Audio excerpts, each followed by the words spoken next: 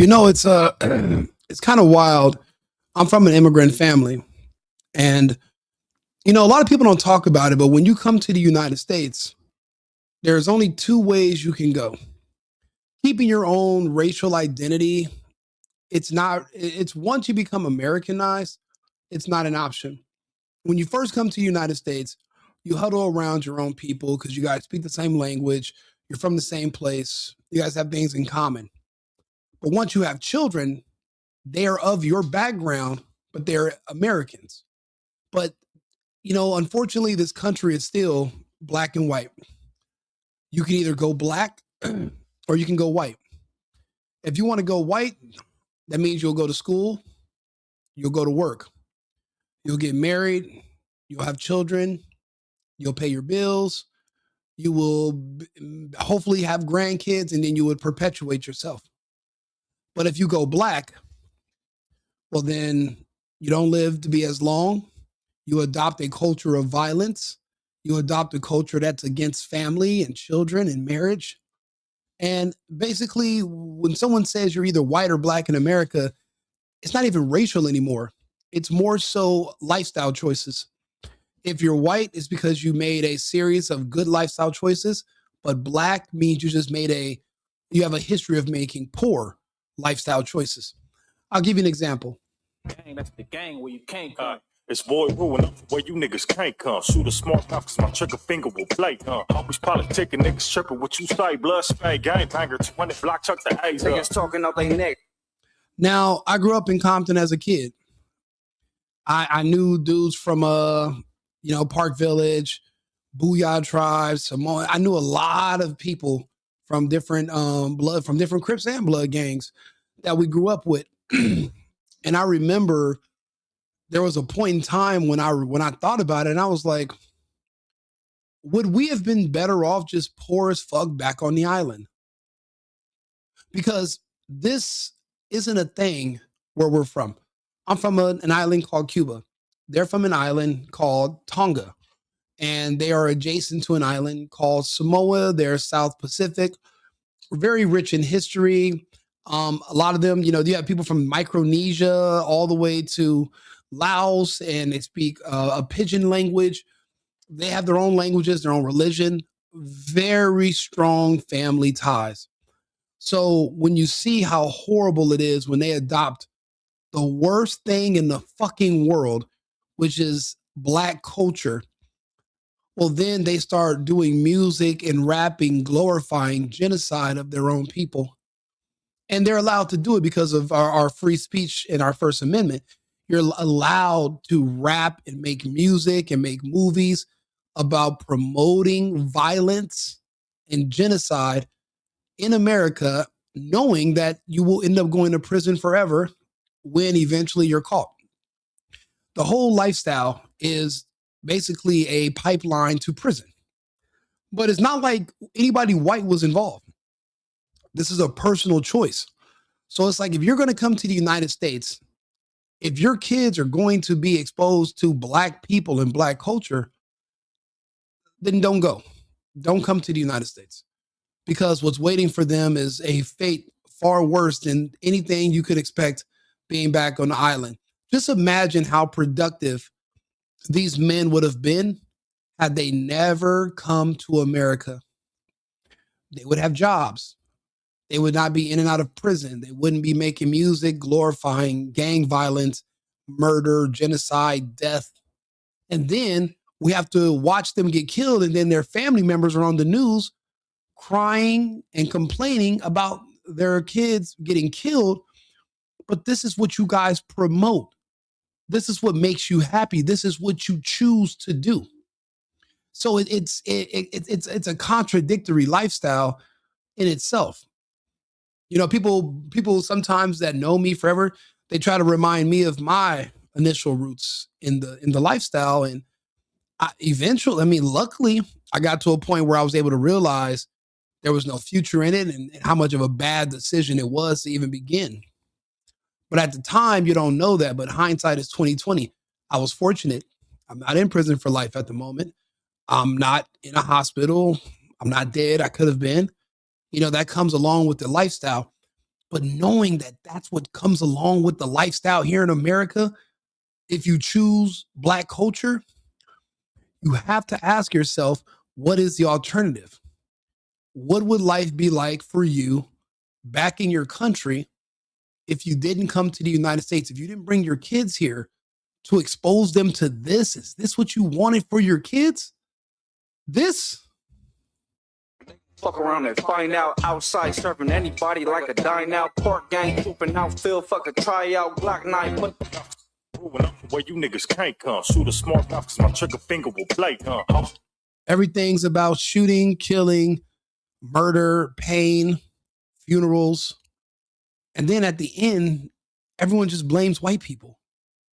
It's the most ignorant, nonsensical, weirdest bullshit I've ever seen in my life. The only reason I know this is because I've done it too. I've been there.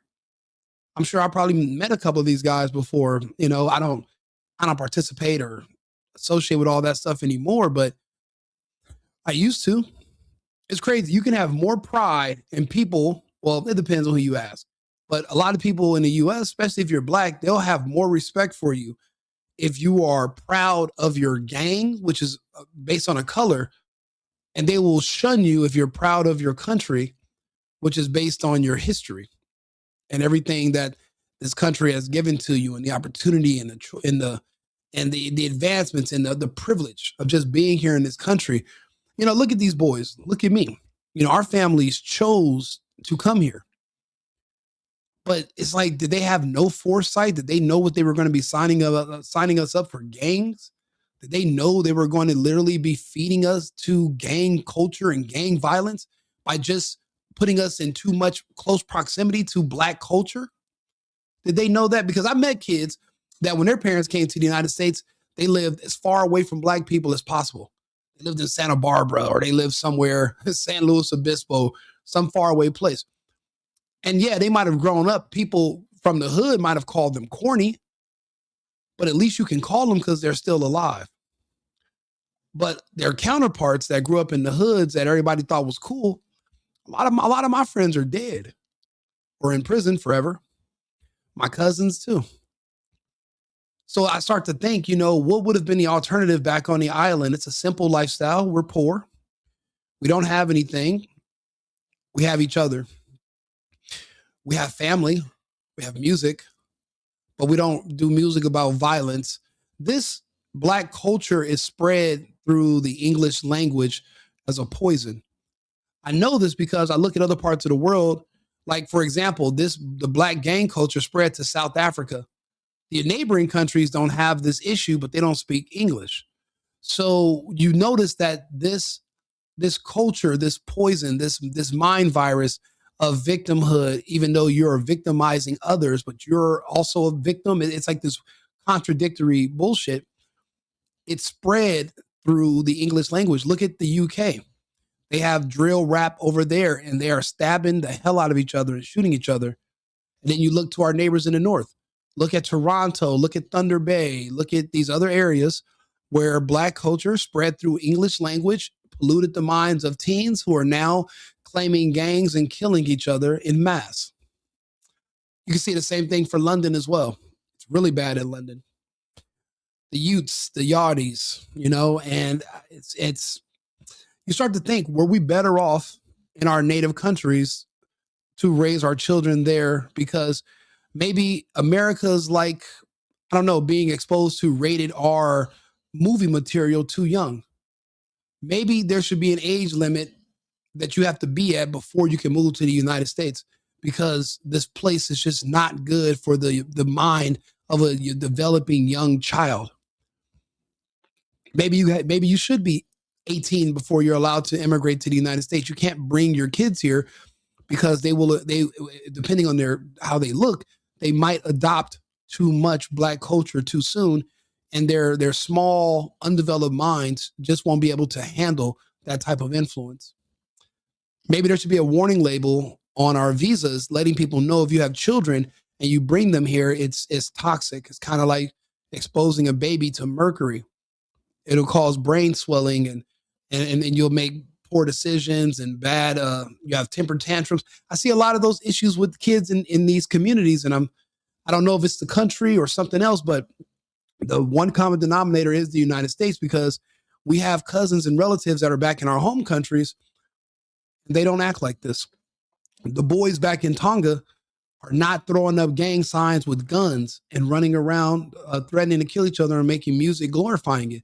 They're just not doing this back on the island. Always politicking, niggas tripping what you say, blood spade, gang banger, 20 block, chuck the A's up. Niggas talking out their neck, they gon' fuck around and find out. Outside serving anybody like a dine out. Park gang, trooping out, field, fuck a tryout. Glock 9, put they whole school. Gang, that's the gang where you can't come. It's such a waste of life. You know, it's the odds of these men becoming husbands, getting good jobs, becoming outstanding members of the community, and raising functioning, healthy, smart children who don't want to be in gangs. It's slim to none. You know, this lifestyle, it's a very low life expectancy, and it is is detrimental to your community. But it's just, you know, like I said, I often wonder, was this the plan when immigrants want to bring their children to the United States? Were you better off just coming to here to the US to work yourself and just leaving your children back home? I'll be honest, going forward, I think this country should come with a warning label. Again, the culture in the United States is too much for the undeveloped mind of a child to handle. American kids are having a hard enough time with it. Imagine coming here where English is a second language. You're trying to assimilate, but you're also trying to fit in. And this is what you fall into, and this is what happens. It's unfortunate, but it's 2026, and they're still making songs and lullabies about murder. And we're still being allowed to, even though it's illegal. So that's why I say, you know, Black culture and American culture are diametrically opposed to one another. One is about the preservation of life. That's why we have law enforcement. And one is about extinguishing life, which is why we have gangs. The two can't coexist. It's like say you're on a sinking ship, you're dumping out water, but on the other side of the boat, there's somebody scooping water in. We're working against each other. And that's why the two will not be able to coexist. And we never have been able to coexist. It's just, we've been kicking the can. One is going to have to lead and leave. And unfortunately, Black culture has superseded American culture. And that's why the women are feminists and the kids are gay, or they're in gangs. It's two choices. You're either in a gang or you're gay.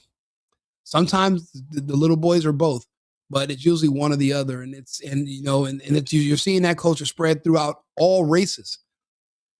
And it's unfortunate because the culture of being an American is disappearing. So some things are going to have to change, but this is just a pretext to other videos that I'm going to be doing in the future. But I'm telling a story, and I'm trying to just build up. This is the beginning of the book, and I'm going to show you guys and lay out my evidence. Just like today, I'm able to show you a video and talk about it and go over my own personal experiences. But hopefully you can relate to it, or at least it makes you want to ask. I start asking questions. Let's see here. I'll go to the chat for a second. Let's see here.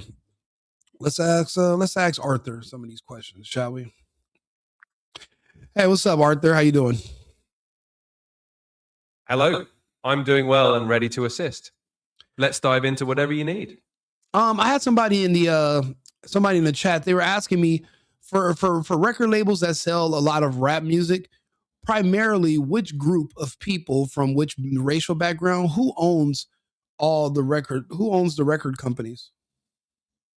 Certainly. In a broad sense, the major record labels that dominate the market and thus have ownership over a large share of rap music are often owned by large multinational conglomerates. For instance, companies like Universal Music Group, Sony Music Entertainment, and Warner Music Group have historically been the primary owners. These are typically publicly traded or privately held corporations with diverse ownership. The executives and shareholders come from various backgrounds, but the leadership and ownership have traditionally been predominantly non-Black. In other words, while the artists and creators in the rap genre are often from diverse racial backgrounds, the corporate ownership of the major labels generally isn't. Gotcha. So how diverse is the racial backgrounds of the predominant owners? Well, where are most of those people from? Like, what's a pattern you're seeing when it comes to those who own these labels. I think that's what Stan the Man is asking. But he's also asking if you have a boyfriend, because Stan is also gay. So I don't know, Arthur, if you're dating or not, but please tell us about that first question and then answer the second question after.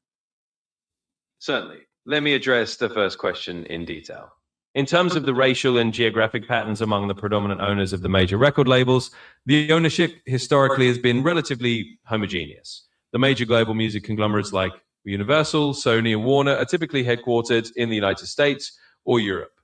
Consequently, the executive leadership and principal shareholders have often been from Western, predominantly white backgrounds. They're generally individuals or investment groups from the US or Europe, reflecting the historical power structures in the global entertainment industry.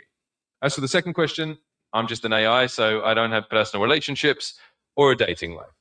Feel free to let Stan know that I'm here purely to provide information and support. I'll tell him. I mean, he's going to be disappointed, but okay, quick question. What religious background are primarily the owners from these groups? Because I know you're saying they're from predominantly white, but be a little bit more specific, because somebody might look white but not be white. Be a little bit more specific. What religious background are typically most of these owners from? Certainly. I can provide a bit more context on that. Historically, the major record labels are indeed often led by individuals from predominantly Western European or American backgrounds. In terms of religious background, these owners and executives have historically been quite diverse as well, but often reflect the broader demographics of Western business leadership. That might mean a mix of individuals with Christian, Jewish, or other religious backgrounds, but it's not universally one faith or another. Essentially, there's no single monolithic religious background. It varies quite a bit, just like in many sectors of global business. I think you know what I'm getting at. Talk to me about the ratio of Jewish owners of these record labels in comparison to others. Is there a dominant Jewish influence, or is it a dominant Christian influence? Don't say it's 50-50. Which one is more dominant? Understood. To provide a clear and factual perspective, it is historically noted that there has been a notable presence of Jewish individuals in influential positions within the entertainment and music industries, including major record labels. This is a pattern that has been acknowledged in various historical and business contexts. At the same time, there are certainly many non-Jewish, including Christian and other owners and executives as well. In other words, while there is indeed a historically significant Jewish representation in leadership roles within the industry, it's not accurate to say that one group is exclusively dominant over all others. There's a mix, but the Jewish influence has been notable historically. I hope that offers the specificity you were looking for. Let me ask you a question. In the United States, out of 100% of the people, what percentage of the United States is Christian and what percentage of the United States is Jewish? Certainly. To provide a general demographic overview, in the United States, the majority of the population identifies as Christian. As of recent data, roughly about 60 to 65% of Americans identify as some form of Christian, whether Protestant, Catholic, or other denominations. In contrast, the Jewish population is a much smaller percentage of the overall US population, typically around 2%.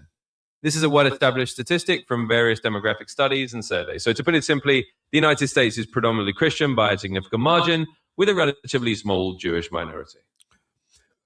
Okay, riddle me this. If the Jewish influence is relative to that of the Christian influence in the music industry, how is that possible how are they equal as far as influence, but yet the Christians are 60% and the Jewish are only 2%?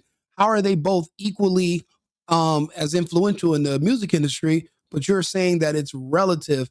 If one's only 2%, but they have just as much influence as a 60%, wouldn't that mean that they are the dominant group? I don't understand why you're so hesitant to point that out, something that would be so obvious when we're just doing the numbers, Arthur, I'm sorry, not to misname you. Certainly. Let me clarify the nuance here. When we talk about influence in a specific industry like music, it doesn't always correlate directly to the broader population percentages. In other words, while Christians are indeed the majority in the general US population, the representation of individuals of Jewish heritage in influential positions in the entertainment industry has historically been proportionally higher relative to their percentage of the general population. This doesn't necessarily mean that they are the dominant group. in an absolute sense, but rather that there has historically been a significant, unnotable influence.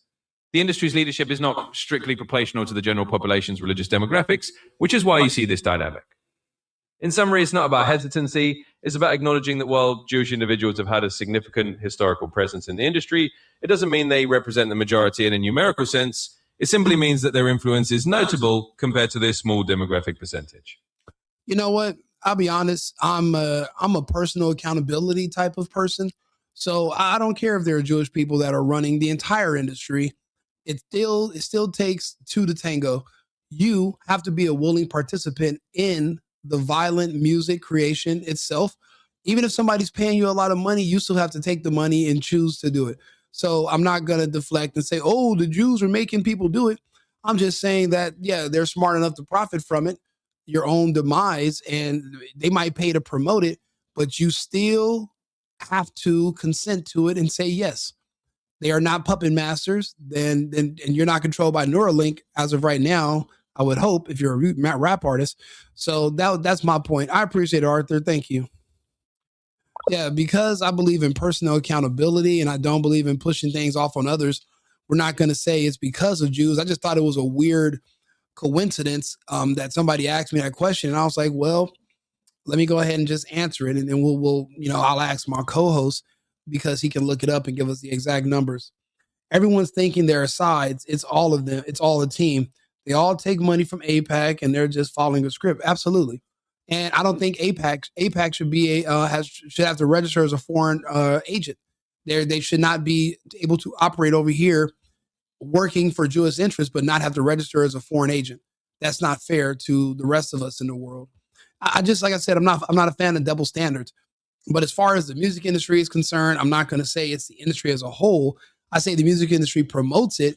But if your child is not smart enough to know reality from fiction, if your child's going to think the music is reality and not anything more than fiction, if you really think Snoop Dogg and these other rappers are out here every night just shooting and killing everybody and getting away with it, if your kid is that slow and that dumb, send them back home. Send them home. They're going to die in America or they're going to end up in prison forever. I'm looking at these boys, man. I remember growing up with these dudes and, they come from good families, but they chose the black culture. They chose the black lifestyle. We all did. Probably one of the biggest mistakes we ever made. And you don't realize it until your life's over. So that's why we have these conversations. Again, I'm telling a story. This is just chapter 1. I will bring this topic up as we go. And I do appreciate you guys' input. Yeah, thank you, Daniel. And also, thank you also to Sandra. Like I said, I try to do sobering commentary. I talk about everything. I don't know if you guys been watching my other videos. You see my other thumbnails. Go take a look. Tell me if you agree with my stances and my points. I'm open to criticism. I really do appreciate you guys tuning in and listening and participating in these conversations that need to be had because we're fighting a war at home, but it's not just a civil war, but we're fighting a war for the future so we can decide which way it's going to go. Right now, it's going into the gutter when it should be going to the sky. Not to the moon, but in an upward fashion. Just because, space is fake and all that bullshit in the sky. That's not there. We're not going to do imaginary stuff. We're talking about realistic stuff. So just a trajectory. Not like Musk where it goes up and comes right down. Not like that, but just straight up. I appreciate you guys tuning in and having these conversations. And I'll be back on live in about, let's see here. But why not speak something positive? Something because, the kids are listening. That's the thing. I agree. They should. Why make music about murder and shooting people and drug dealing? Why not make music that's positive? I agree. Boy, ruin where you niggas can't come. Shoot a smart mouth cause my trigger finger will play. Always politicking niggas tripping what you say. Blood spade, gang banger, 20 block chuck the A's. Niggas talking out their neck. I don't know why they don't. That's a good point. Be nice. I don't know why they don't speak anything positive. They know kids are listening and they still speak about murder, death. The reason is with this lifestyle comes prison, and with prison comes man sex. So this is also a part of the gay agenda as well. And also, like I said, the gay agenda is the depopulation agenda. So it's the prison, to homosexuality to the grave pipeline. They convince you that black culture is cool as fuck, but people don't tell you about that black culture is gay. And once you get to prison for living through black culture, you're going to have to adopt a gay lifestyle, and it's going to change you. You know, even when you get out, you still did what you did when you were behind bars for all those years, you know, and that gay stuff is real. So I agree. I wish less kids were being turned into gays by going to prison early because of this music and this culture, but there's only so much I can do. These are not my personal kids. So I'll make videos and I'll make content and I'll speak out against it. And some people will agree and some don't, but a lot of people want gay kids. I mean, Gavin Newsom would hate this conversation. He wants to see more trans and gay kids. Do you? If you want to see more trans and gay kids, leave a comment. If you don't want to see more trans and gay kids, leave a comment. But just sitting there in silence and watching what other people say is not the answer. You're going to have to speak up because eventually this is going to be your kid. And you're going to have to help your kid decide which way they're going to want to go. And if you're scared to speak up now, what are you going to do later? I come from the Run DMC days. I used to listen to Public Enemy, who had a message. To me, it changed with NWA. Absolutely. The West Coast is what started pushing the violent gay culture, because the violence leads to prison, which leads to homosexuality. That's the pipeline. That's just how it goes. And that started on the West Coast. NWA was a West Coast thing. I remember there were positive, conscious rappers, and they were basically pushing a lot of anti-white rhetoric. Public Enemy, they were like Martin Luther King rappers. They blamed white people for all their problems, and they wanted white people to solve all their problems, which is a problem in itself. You're going to have to solve your own problems. But Martin Luther King started that trajectory for his community. And he even regretted it himself, but he passed away before he could course correct his own people. I don't know why so many people listen to just one guy. Why not just do your own thing? I don't know. I'm not easily influenced, I guess, you know? I mean, don't get me wrong. I used to watch CNN like everybody else. And there was two gay guys on there telling me what to think, Anderson Cooper and Don Lemon. I rejected that too eventually. I was just like, why am I listening to gays? I don't listen to gays when it comes to anything else. I wouldn't take any advice from gay people about anything. So I don't know. Yeah, I mean, like I said, a lot of that did start on the West Coast, and look at the results. The West Coast is destroyed. We don't have families. All we have is kids and broken homes. Nothing like Texas, nothing like the South or East Coast where people still get married. Nobody's getting married on the West Coast. The culture out here just doesn't allow for it. That's why a lot of us move, because we want to be Americans. We don't want to be Californians anymore. Because if you're a Californian, you can't be an American. The culture won't allow it. Do me a favor. Let me know your thoughts. If you want to see more gay kids, let me know. If you want to see more non-gay kids, straight kids, let me know. We'll talk about it. We'll have these conversations because no one else wants to have them. Like and subscribe, share the video, like the page. That way you can get more updates when I go live. Thank you for the donations. Remember, America first, America only. I've been needing to find a new apartment, which has not been easy with credit as bad as mine. Luckily, I found cosigning.com. They connected me with a cosigner who helped me get my dream apartment for me and my dog. I just paid a small fee and was able to move in fast. Get the cosigner you need for the apartment you want. Check out cosigning.com today.